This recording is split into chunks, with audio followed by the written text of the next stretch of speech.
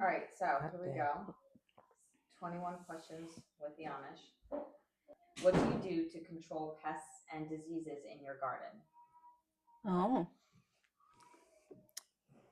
Mostly diatomaceous earth. Mm-hmm. Okay. Mostly. There's a couple other things. There's that works for crawling, creeping insects. It doesn't work for like bunnies and squirrels and stuff. Right. It helps for them too. They don't like that flavor. Okay. What are some misconceptions about the Amish? I think the biggest question that I get is, do the Amish pay taxes? And yes, we do. We can be Social Security exempt. We do have that option. There's other groups that also have the option for other religious groups also have the option to be Social Security exempt if they choose. And the Amish is one group that set that up. Other than that, we pray. We pay we pay property tax, real estate, income, school tax. We pay public school tax, our Amish school taxes. That would be the biggest one that I know. Mm-hmm. Did we finish the first question? We also use neem oil. That's a popular oil. And there's also this guy that, like a local Amish guy that makes a fish oil combination, and you can buy it like a gallon. It's concentrated, and then we mix it with water and we just put it in a sprayer and spray. That works really well too. Mm-hmm. I feel like we didn't give that a full answer. Yeah, that's right. That's right.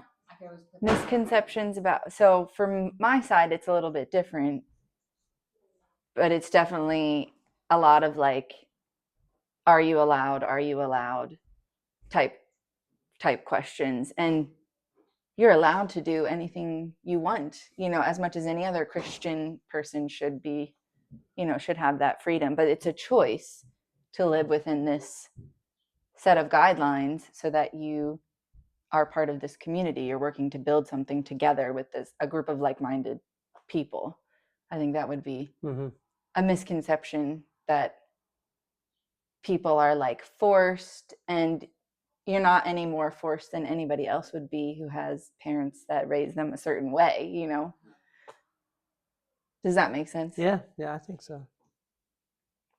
So that would be, what are your misconceptions about the Amish? Yeah. Okay. Those are like serious ones. There's funny ones, but I want to hear funny. Yeah, can we hear some funny ones? Funny misconceptions about the Amish? Our bed has the one side's higher than the other one, and I don't even see it anymore. But like when you make the bed, it's like his side is higher than mine because he has a memory foam topper on his, and I don't like memory foam. That's the only reason. But we've had people that are like, why is his side higher than yours? Is that like a thing? I'm like, for comfort. You can tell the one that you told them earlier. Which one? About the little girl that asked. Oh, yeah, that was a question. The little girl asked, how long is an Amish woman pregnant? Oh my word. So that's the same as everybody else. We're just human. And that's, I think, a misconception sometimes. They think, they place us a step above or a step below everybody else. And this community in Lancaster County is a very open community. People are open to talking. There are other communities in other states that are a little bit more in the woods type, that they just really wouldn't intermingle with anybody besides their own community. So it's that is different. We're only speaking for ourselves, really. Yeah, right. What exactly is rumspringa? That's a great question. It is that is a misconception. Some people think rumspringa is the parents say, all right, go have a good time, do whatever you want. The way it was set up is, in my opinion, when we turn 16, we all start with a youth group, and that is what we call rumspringa, and which means it just means run around. Literally, that's what it translates to. So what my parents encouraged me to do is go with a youth group and like be a part of a youth group, have your friends, spend time with them, and you kind of grow into adulthood there, I think. But they still had their set of rules. They didn't just say go do whatever you want and then figure out if you want to be Amish or not Amish. That's a misconception. They Well, think we're but just, why? Why do they think that? Because before you were born, yeah. your parents would have been, there were not youth groups. So back in the day, There was big ones, but bigger. But, at one point there wasn't one. That's when it got started. There weren't hops always. they would have still, like my parents would have still went to a youth group, but there would have been big groups, Okay.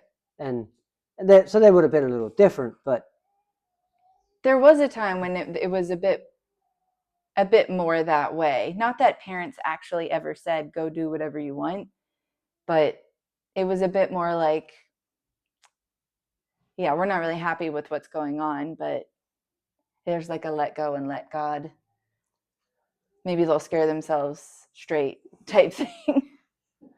I mean, this is what I've been told. I agree with that. Yeah. Okay. Yeah. There is a time that our parents kind of have to tell us they have to give us their opinion, and they try to guide us and instruct us, but we are growing into adults and we need to make decisions. Mm-hmm. So I think it's a time for us to find ourselves. That's my opinion. And hopefully find a mate. What's your favorite thing from the English world? I don't even know what that means. I'm not either really sure. That's okay. But again, I didn't know which questions to pick, so we don't have to answer all of them. I mean, the English world is not a different world.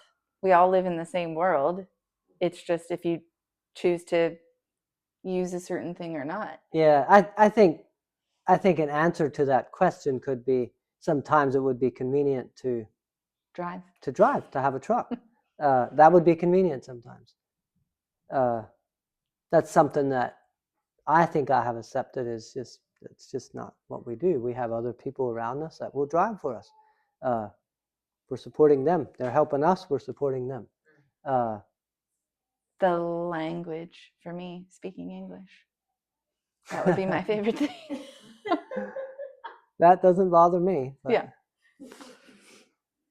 Okay. How do women prepare for birth?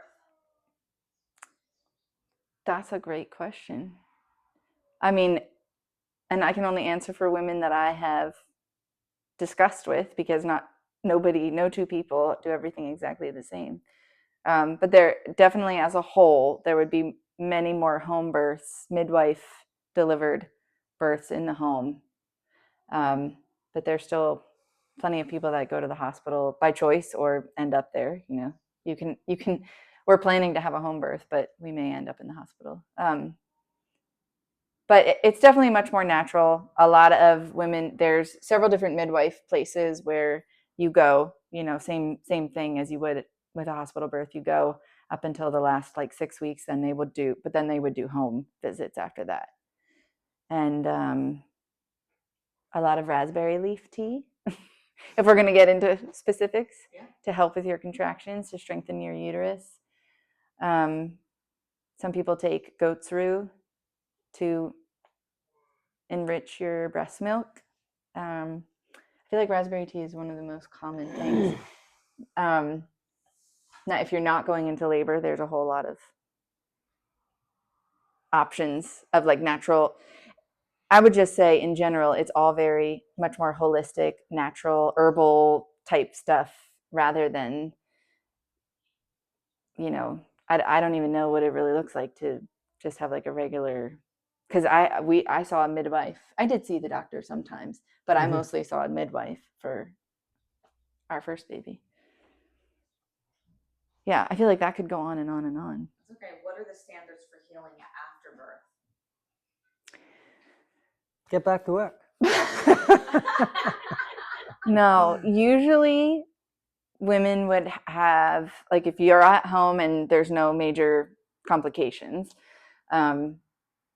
there's pretty much a 6-week rule of thumb that you really shouldn't be doing your full day's work until 6 weeks, just to make sure that your bleeding stopped and everything's healed. And usually you would have a maid helping you for that first 6 weeks at least. There's plenty of families that have. And when I say a maid, it's just like, a local girl that comes and helps, or maybe a niece or a sister or a cousin or something that comes and helps a day a week, or, I'm sure some people have them more often. But just to kind of maybe do the weekly cleaning and make a couple meals so that you can rest and be with your baby. If you have your mom or your husband's mom, they would come within they may be there for the delivery and then stay for the first couple nights, something like that. But yeah, again, there's like sitz bath. That's not just an Amish thing, right? I have other people. A sitz bath, like a bath where you sit, which is not really different than a bath. Epsom, or like, they're not all the same, but yeah, it would be Epsom salts and maybe lavender and what else? Yeah, just like very soothing, calming stuff to put in your bath water to relax you. And yeah, but I know there's one thing that your sisters told me, like, you're not supposed to hang laundry on the line until, for sure, like for those first 6 weeks, because you're like reaching up and that's putting pressure on your uterus and can like increase your bleeding. But I'm so tall that reaching up for the wash line is like, I don't hardly even reach. It's just like right there. So that I just thought that was kind of funny. His family is all very short, so they really would have had to reach. All right, so for the first year of marriage, can you tell us what it's like for the Amish for your first year of marriage? Are there anything special? A lot, I would say. Yeah. Go ahead, you start it. Okay.